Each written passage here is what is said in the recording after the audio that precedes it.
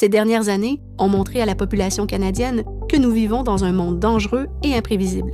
De nombreux experts affirment que nous devons repenser notre façon de nous protéger ainsi que de protéger nos familles et nos communautés. Nous faisons face à plusieurs compromis, des choses que nous devrons abandonner pour être plus en sécurité.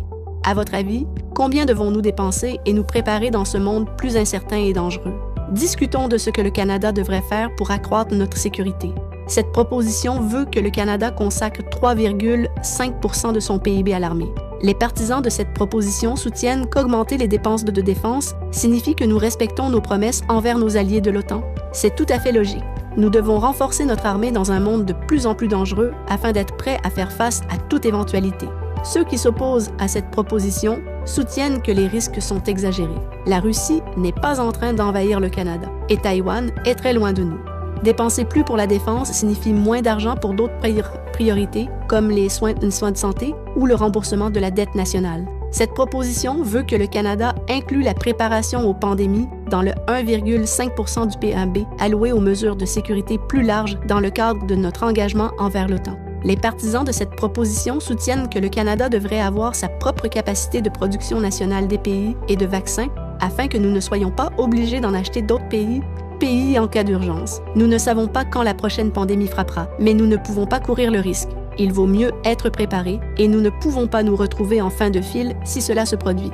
Les opposants à cette proposition soutiennent qu'une autre pandémie pourrait ne pas survenir de sitôt et que ce type de dépense n'est pas nécessaire. Comme nous ne savons pas si ni quand une pandémie pourrait arriver, nous pourrions acheter le mauvais équipement et nous préparer pour les mauvaises maladies.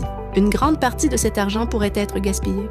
Cette proposition veut que le Canada paie un supplément pour avoir des capacités militaires fabriquées au pays. Les partisans de cette proposition soutiennent que le fait d'acheter une grande quantité d'équipements militaires aux États-Unis rend le Canada vulnérable aux pressions et aux menaces potentielles des Américains. Le Canada ne peut plus faire confiance aux États-Unis comme autrefois. Ceux qui s'opposent à cette proposition soutiennent que le Canada est loin de dépenser autant que les États-Unis dans la recherche et le développement militaire, ce qui signifie que ce que nous construisons ici pourrait ne pas être aussi performant que l'équipement américain.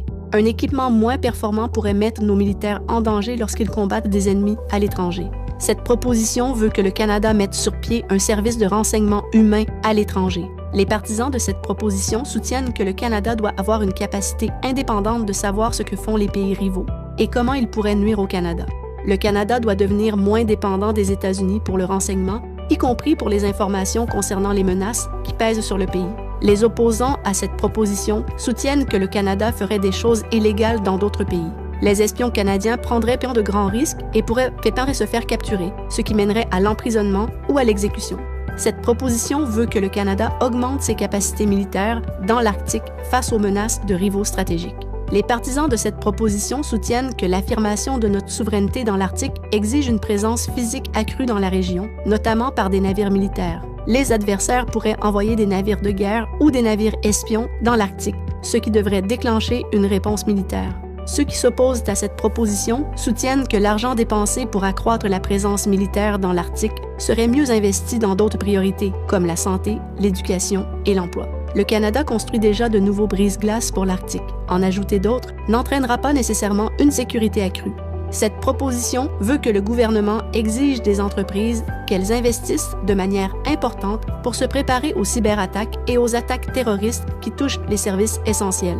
Les partisans de cette proposition soutiennent qu'obliger les entreprises et les citoyens à se préparer aux attaques et aux interruptions des services essentiels nous permettra d'être mieux préparés.